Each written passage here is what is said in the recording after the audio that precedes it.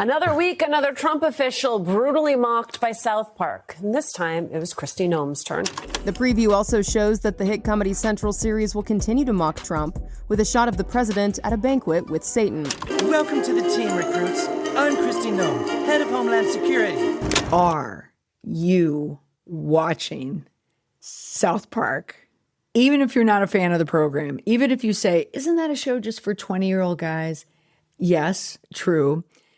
But the level of satire coming out of South Park right now in this new season is off the charts. This week's podcast is about last week's South Park.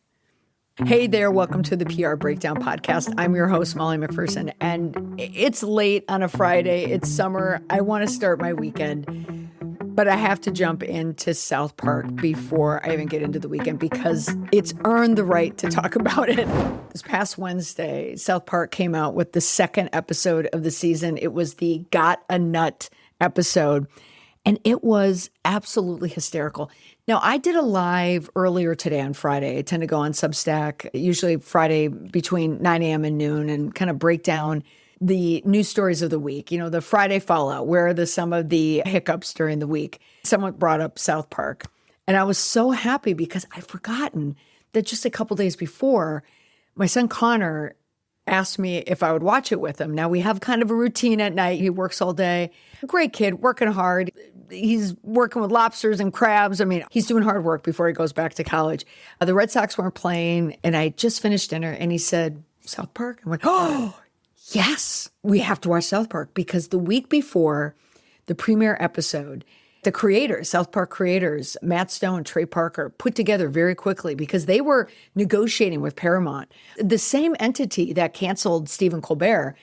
Some people say it could have come at the behest of the White House and Donald Trump. But these creators, they don't care. They are going all in on satire that is sending a message. It is probably the best television I've seen in a long time. Now, this past week, I didn't even think it could get any better than the first week, but this past week, it absolutely did. Now, in the first episode, I don't want to ruin it for you if you haven't watched it, but let's just say it's lampooning President Trump, the ideals of MAGA, and everything it stands for. And it's not even coming at it, if you know South Park, it's not coming at it from a liberal, woke point of view. It's pure satire. It's sarcasm at its most piercing level, but it's really like a level set of where we are. It skewers both sides, honestly. But it takes what we all see and says what needs to be said. And the humor level, it's rough. Like, it is pushing the envelope to an extreme. But if you can suspend emotion on it and just look at it for the satire and humor, I promise the season does not disappoint. Now, on the live today, we were discussing season 27, episode 2. The title is Got a Nut. It takes aim at the Trump administration, Homeland Security, Kristi Noem, the culture of right-wing punditry. The episode mixes absurd comedy with pointed commentary, as it always does, lampooning immigration enforcement, political sycophancy, and media personalities in a way that only South Park can do it. Now, I would say that the sharpest target from the first episode in the season was President Trump. The White House pushback from that first episode, it didn't come from Trump. It didn't even come from the head of comms at the White House, Stephen Chugg. It came from spokesperson Taylor Rogers, and I had mentioned this on the live today. I had no idea who it was. But here's the quote that came from the White House. This is from the first season, which really was a massive lampoon against Donald Trump. And think, where could you really bring a guy down? That's where they went. So, quote, this show hasn't been relevant for over 20 years and is hanging on by a thread with uninspired ideas in a desperate attempt for attention. President Trump has delivered on more promises in just 6 months than any other president in our country's history. And no fourth-rate show can derail President Trump's hot streak. So they go on, but let's just pause here for a moment. When you hear a statement like that, when it becomes so defensive, and I read statements all the time, this is what I do like every day. The more defensive, the more explaining, the more you're dying. And for a statement to say that the show is irrelevant, when they are taking the time to give an opinion about a relevant show, in and of itself makes the show relevant. When the White House is commenting on a cartoon, That means the show is not irrelevant. It means it's incredibly relevant. So that statement in and of itself does not work, but they go on. Like the creators of South Park, so now it gets personal, the left lacks genuine original content, which is causing their popularity to plummet. So now we're tying in South Park and Matt Stone and Trey Parker with all the left. So for reference sake, the ratings for the second episode in season 27, the Got a Nut episode, doubled in ratings. Now, the biggest target for the second episode is Kristi Noem. She is, so she runs DHS right now, the Department of Homeland Security. And my son, just as a side note, he said, just so you know how they kind of go there on certain things. And then I stopped him and I told Connor, there's only one area that South Park could venture into that would probably cause me stress. And that's dogs, because we lost our dog Finbar a couple years ago and I'm still not over it. And as soon as I said it, I looked at him, I went, wait a minute. Are they talking about Kristi Noem? And he went, yeah. And I went, oh my God, say no more. I said, I will brace myself for this. So they portray Kristi as this glamorous ICE agent, but really she's a head of DHS. What is so bad, I'm going to show it up on the screen here. Kristi Noem takes a screen grab of her at South Park, and you'll see joinice.gov. And then Homeland Security, the agency which she helms, reposts it, retweets it, which, as someone, I work for FEMA, which means I work for DHS. I can't even believe, look at the reaction from the statement from the White House just the week previous. Irrelevant. Okay, now we've had a statement. Now Kristi Noem, the head of DHS, is posting about it, and DHS is retweeting it.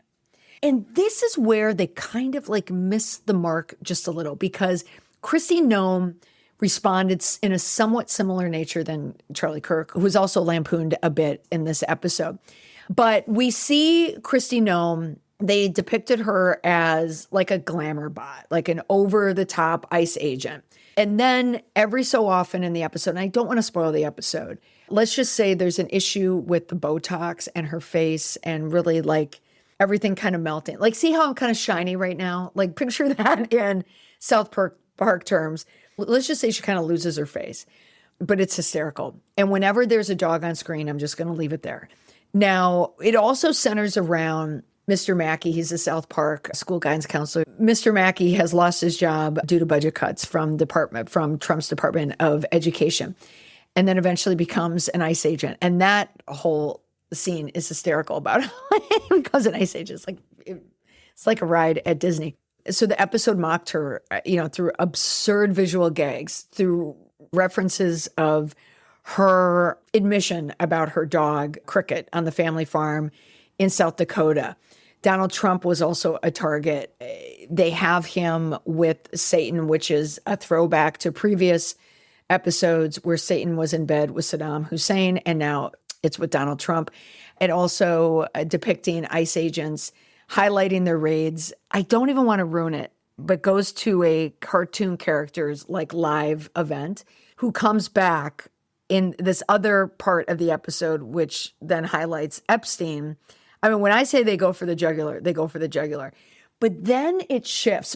So now it also centers around Charlie Kirk, a kind of character. It's not a literal character, but an inspiration for a major subplot. So Clyde Donovan, see my notes here, starts as a right-wing debate-focused podcast filled with provocative, reactionary hot takes, which closely mimics Kirk's real-life style. And then Cartman, who feels upstage, launches his own podcast.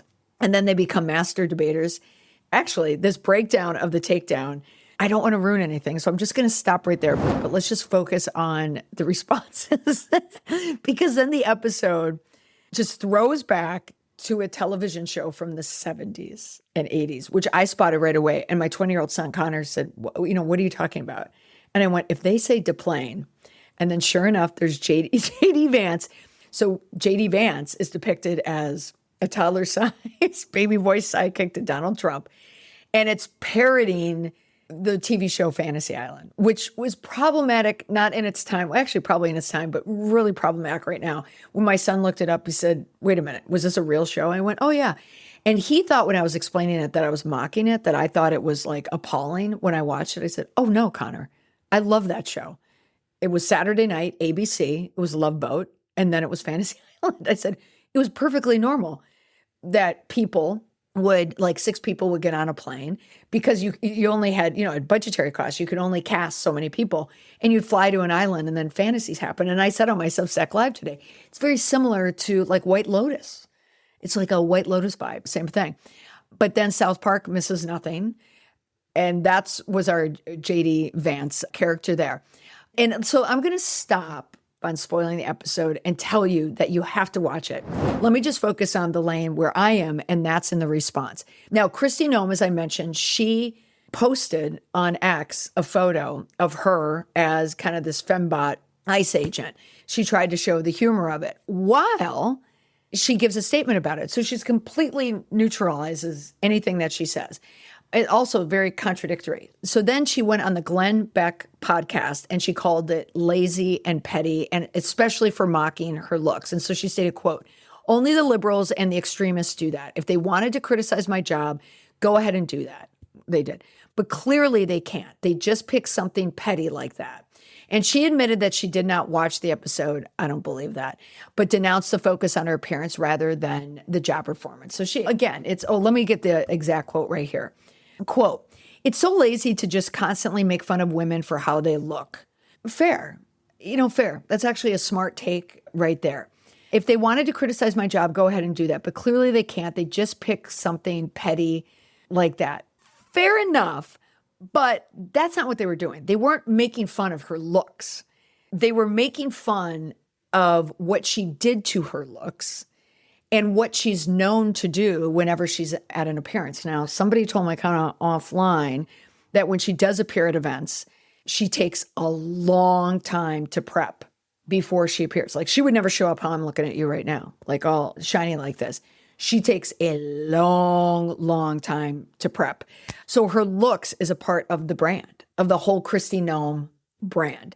And her looks have changed a bit to resemble the mega look, right? They all have this kind of same look. Now, she's a brunette, so we don't have the big blonde, whatever, but she has the look. That's what South Park was trying to caricature. Well, not trying. They did caricature there, and they did it flawlessly. It was hysterical. So she does not come out looking good, and it absolutely harkens back to the book where she says that she brought her dog Cricket, the family dog, out back and took care of it. And then JD Vance also posted on Twitter, and what I love is South Park said, wait, so we are relevant? Because Homeland Security posted a screen grab from the episode join.ice.gov. Okay, so South Park gets it. The administration does not get it. The far right conservatives, they don't get it. Charlie Kirk made an attempt. So I only saw a portion of his show. My son showed it to me, and he's sitting with the round table and they're all jibber jabbering about it. So take a listen what he had to say. I think a lot of it was hilarious towards me. I think a lot of this will go through. I got to be honest. Some of it was very funny. So again, kind of like Gnome wants to be in on the joke. I get it. It's funny. It's hysterical. But he doesn't find it hysterical. No one wants to be mocked. But what he's trying to do is deflect the mocking, saying, I get it, I get it, I get it. But meanwhile, the administration is not getting it. So it's a quick episode. It's August. There's not a lot of big news happening in August, but there's South Park happening in August. So I highly encourage you, if you're into satire and humor and just scathing, biting satire, you have got to watch this. And I pray that they do this every week, because I would love to break down the responses to the people who they skewer every single week. All right, everyone. That's all for this week on the podcast. Thanks so much for listening. Bye for now.